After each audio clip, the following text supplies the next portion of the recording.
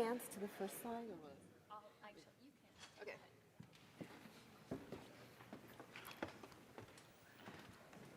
Hello. So I am going to be talking about the replacement of trust with surveillance and other technologies, which is something that is happening kind of out from under our feet in ways that I think we're very seldom aware of the extent to which this is happening. But think back of what it took, for instance, to buy something on credit, 50 to 100 years ago. You would have to establish a relationship with a store owner, maybe buy some smaller things until they trusted you enough with larger amounts of credit. Today, I can just go like this as I walk out the door of the store, and I'm essentially buying things on credit. But if you look at the workplace also, any manager, Karen Levy has just come out with a fascinating book about truckers, which are the most surveilled employees. Until recently, the manager would have to have a relationship with the people they worked with. For instance, if it's a trucker, to be able to trust them if they said, the reason I'm late is because there was a tremendous amount of traffic, we broke down, as opposed to, I stopped at my girlfriend's house on the way over here. In an enormous number of ways throughout every aspect of our lives, what we're seeing is an increasing use of surveillance and other technologies to achieve the kind of confidence that we need to interact with each other that once required the building up of trust and trusted relationships. So there are actually many who would argue that perhaps this is a good thing, that we've advanced beyond trust, that trust is a way of achieving confidence that might have been fine in the past, but we don't need it any longer, and perhaps good riddance to it. If you think about it, we're not actually always that good at figuring out who is trustworthy, and then we have to deal with the rather unpleasant consequences of our misplaced trust. Trust is also rather antithetical to diversity. A lot of times the way we trust others is because they have a similar accent to ourselves, they have a similar skin color to ourselves, and so it makes for a lot of very difficult to overcome in groups, and it is also pushes us to dislike outgroups, and it doesn't scale very well, so perhaps good riddance to it.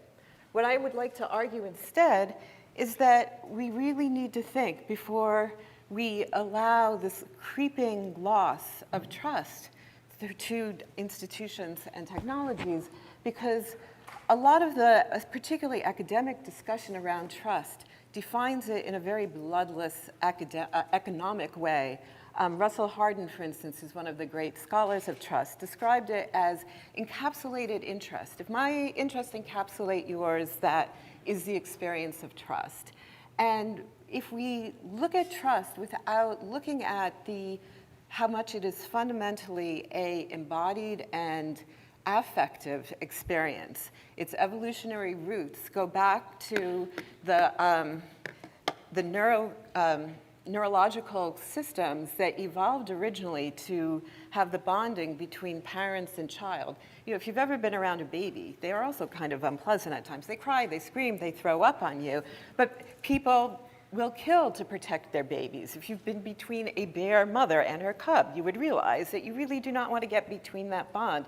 There is underlying the oxytocin system and others that really enforce that bond. And over millennia and millennia, this is part of what evolved to help us bond with other people. So there's a deeply, for one, we can talk about this at length in 5 minutes. I can't cover this in full depth.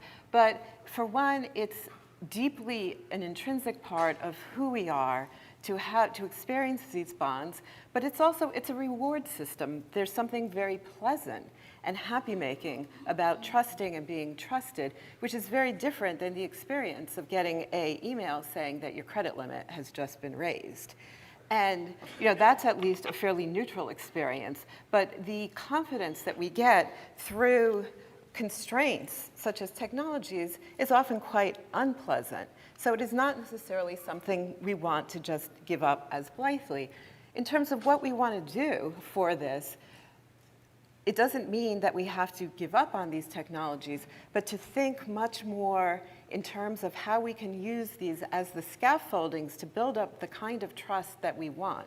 For instance, to build up the scaffoldings for the early types of trust that could help bridge across diverse groups so that we can articulate the types of relationships we want and networks and expand that type of trusting relationship using technologies to help scaffold it and support it, but not to replace it.